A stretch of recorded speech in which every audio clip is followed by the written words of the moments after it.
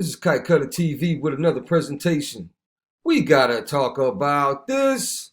Okay, guys, a decades-old repeal federal law helped Manhattan Cathedral shooter dodge deportation over criminal past, ICE says. The U.S. government tried to deport the gunman who opened fire outside of Manhattan Cathedral after a carol concert, but he was allowed to stay because of a decades-old law that protects long-time legal immigrants. About 30 years before Vasquez-Gomez brandished two guns on the steps of the cathedral, he was arrested for attempted murder and faced deportation after he was convicted of lesser charges. That conviction was in 1991, 6 years before Congress repealed a section of the immigration law that let lawful permanent residents avoid deportation after a conviction. In 2001, the U.S. Supreme Court ruled that immigrants convicted of a crime before April 1, 1997 were still protected by the law. Vasquez-Gomez came to the country legally from his native Dominican Republic, Immigration and Customs Enforcement said. In 1990, he was busted on attempted murder and other charges. An immigration judge ordered him deported in 1995 and in 2007 after he was locked up on a parole violation. ICE took him into custody. But in November 2007, an immigration judge granted him a stay of removal so he could fight the deportation.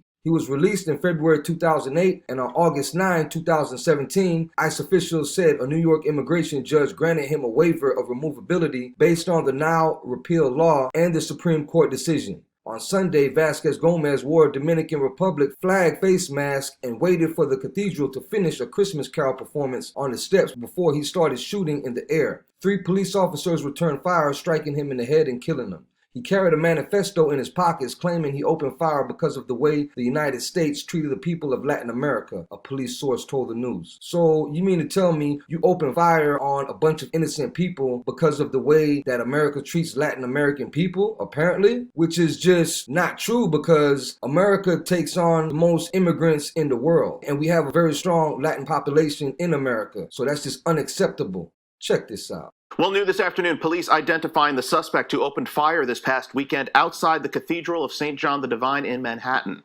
The shooter identified as Luis Manuel Vasquez-Gomez from the Bronx. Police tell us he's been arrested at least twice in the past, one of those for attempted murder. Now, as we reported, the gunman was shot in the head at least once by police and killed. Officers also recovered a bag that they believe was the shooter's and was filled with a full can of gasoline, rope, wire, multiple knives, a Bible, and tape. Okay, guys, for this next story, we got 28 asylum-seeking families to be deported from San Antonio Airport. On Friday morning, 28 families seeking asylum will be deported after being held at the South Texas Family Residential Center in Dilley. The family's lawyers say their removal from the country is unconstitutional. They traveled through jungles by foot, through the cartels, and made it to the U.S. seeking asylum. But tonight may be their last night in the United States Dilley Immigration Detention Center. They've been raped, they've been assaulted, they've been threatened with death for being indigenous. They've been threatened with death because of their political opinion. So basically, you're going to hear so many excuses. It's the same stuff you hear all the time. Liberal, left-wing, extreme talking points. You hear it all the time, and it's nothing new. Check this out. New tonight in the morning, 28 families seeking asylum will be deported after being held at the South Texas Family Residential Center in Dilley. As Fox Antonio's Yami Vidhin exclusively reports tonight, the family's lawyers say their removal from the country is unconstitutional. They've traveled through jungles, by foot, even through countries controlled by cartels, and they were still able to make it to the U.S. seeking asylum. But tonight may be their last night in the United States. Amenaza de muerte y mucha discriminación. Yo sufrí mucha discriminación de la edad de 7 años. They've been raped, they've been assaulted, they've been threatened with death for being indigenous, they've been threatened with death and been assaulted for their political opinion.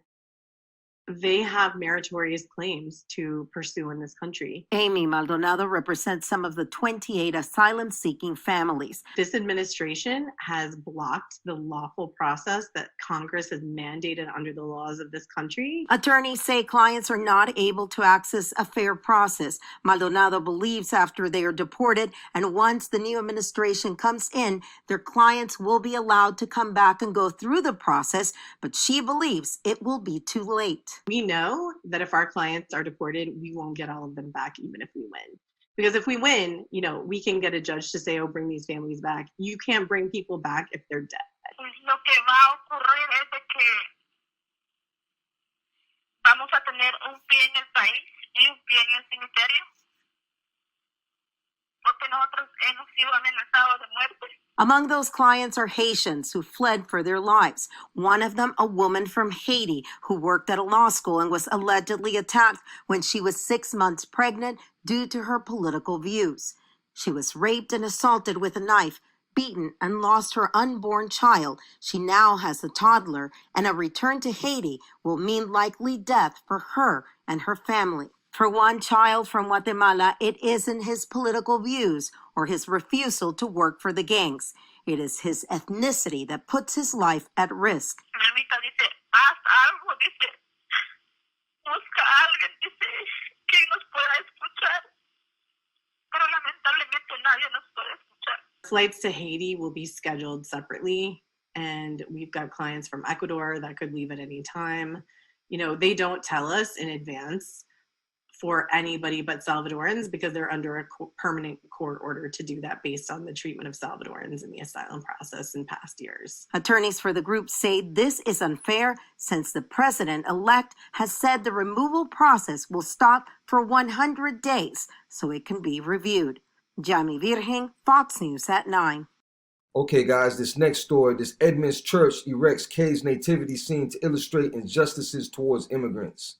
Instead of a manger, the Edmonds Lutheran Church has the Holy Family portrayed in an ICE detention center surrounded by chain link fencing and barbed wire. This is actually in Seattle, Washington. This seems to happen every year. These liberal churches, sanctuary churches, that a lot of them actually harbor illegal immigrants, and you can't even say they're immigration advocates. They're basically illegal immigration advocates because a lot of these people, ICE are coming for them, and they'll basically harbor these people inside of their churches. So we call them sanctuary churches, and this has been happening for a long time. But to actually go to the extent where you put Joseph, Mary, and baby Jesus in a cage just to make some type of point, that's going too far. Check this out. Hey, Greg, it's a modern-day twist on the Bible's Christmas story, but instead of winding up in a manger, Jesus, Mary, and Joseph end up behind barbed wire. Mark, are you going to join in? Those reindeer had a very shiny nose like a light bulb. They are ready for Christmas at Edmonds Lutheran Church. Gingerbread house is being built, the wreath is hung, and Mary, Joseph, and Jesus are nestled in a cage. This is not your traditional nativity scene.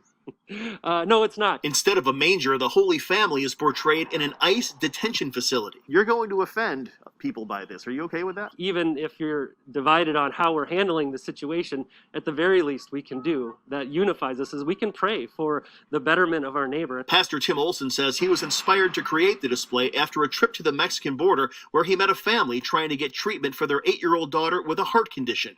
It reminded him of a story of another family fleeing Egypt 2,000 years ago. You have a family with a child in need, and you think about how do we welcome those who are in need. And our faith tradition tells us that we are to welcome the neighbor and welcome the foreigner. Is it appropriate to politicize the nativity scene? But one thing that we as a church never do, we won't be partisan, but we will always stand up for injustices that we see. Olson says this statement isn't about any particular president or political party, but people, children, those in the margins, searching for hope. We wish you a Merry Christmas and a Happy New Year. My greatest wish this Christmas would just be that our hearts would open even more, that this message of Christmas of love, hope, and joy, and grace and mercy would abound and come more strongly and more fully into the lives of everyone. Good tidings for Christmas and a Happy New Year.